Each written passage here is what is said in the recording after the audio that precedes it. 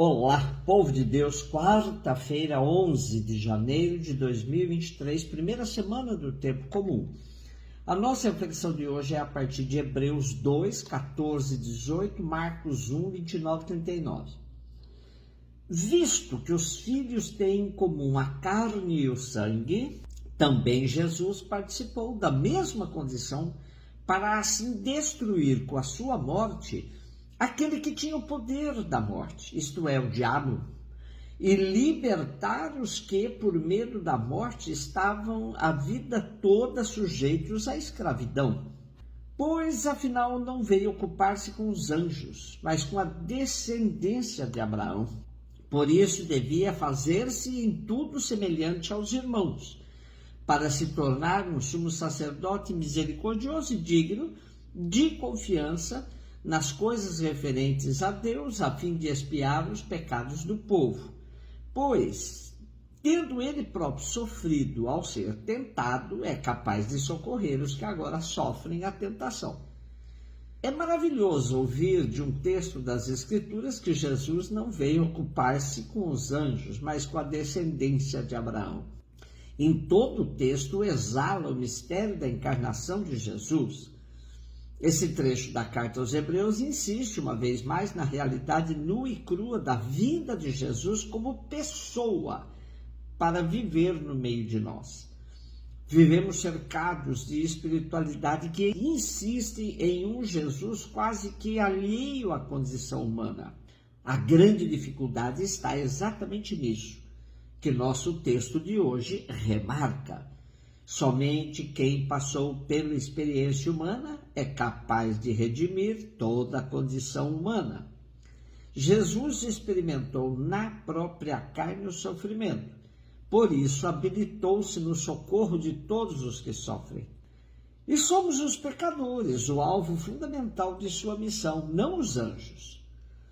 Quando as comunidades assumem os processos libertadores históricos, comumente são acusadas de estarem fazendo uma tarefa que não lhes diz respeito. Quantas vezes ouvimos que a tarefa da igreja é cuidar das almas, pois o cuidado do corpo cabe ao Estado. Nosso texto deixa claro, Jesus não veio ocupar-se de anjos. Sabia muito bem que os descendentes de Abraão tinham necessidades diferentes dos seres angélicos. Assumiu na sua carne a nossa carne. Por isso foi capaz de nos entender perfeitamente, conhecendo-nos mais do que nós nos conhecemos. Marcos 1, 29 e 39. Jesus saiu da sinagoga e foi com Tiago e João para a casa de Simão e André. A sogra de Simão estava de cama com febre e eles logo contaram a Jesus. E ele se aproximou, segurou sua mão e ajudou-a a levantar-se. Então a febre desapareceu e ela começou a servi-los. À tarde, depois do pôr do sol, levaram a Jesus todos os doentes e os possuídos pelo demônio. A cidade inteira se reuniu em frente da casa. Jesus curou muitas pessoas de diversas doenças e expulsou muitos demônios. E não deixava que os demônios falassem, pois sabiam quem ele era.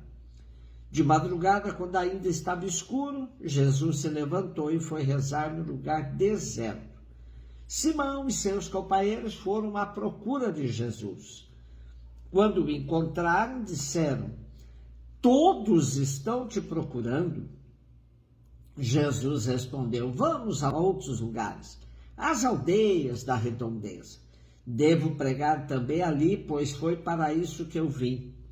E andava por toda a Galiléia pregando em suas sinagogas e expulsando os demônios. Marcos vê os inícios da missão de Jesus como um grande processo de tirar as pessoas da situação de cegueira que o sistema judaico lhes tinha imposto. Eram inúmeros os que viviam submetidos ao sistema do puro e do impuro, da lei vigente na sua época.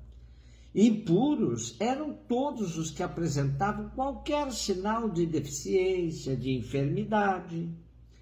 Uma febre já era entendida como possessão demoníaca.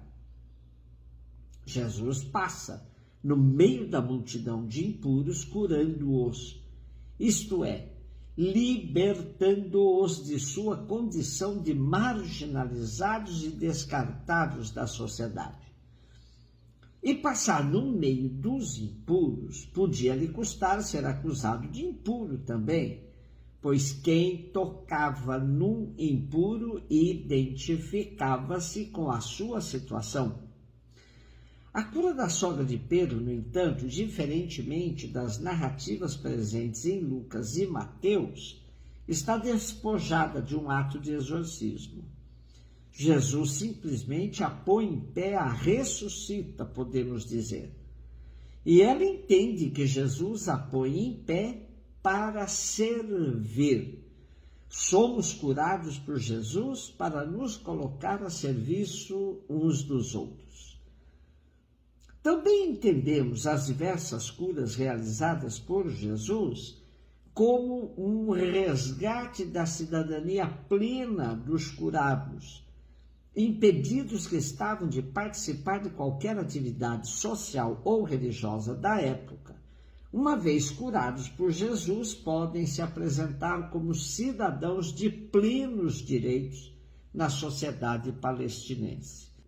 Outro fato significativo do nosso texto de hoje é a atitude dos discípulos que buscavam Jesus quando ele tinha escolhido o lugar deserto para a sua oração. Essa sintonia com o Pai era uma constante na atividade de Jesus.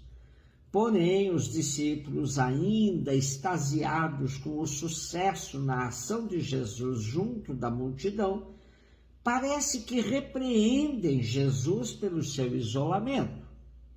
Todos estão te procurando. Jesus não fica parado no sucesso da missão localizada. Não. Seus horizontes são mais amplos, outros lugares, outras aldeias. Os discípulos terão muito de aprender de Jesus, que não fica no lugar esperando colher os frutos aí semeados. Enquanto os discípulos estão parados no sucesso momentâneo, Jesus avista o horizonte mais largo e mais longe da missão. Somos chamados por Jesus a ampliar também nós, os nossos olhares, para avistarmos a realidade de forma mais alargada e nunca ficarmos parados celebrando nossos efêmeros sucessos. Um beijo no seu coração.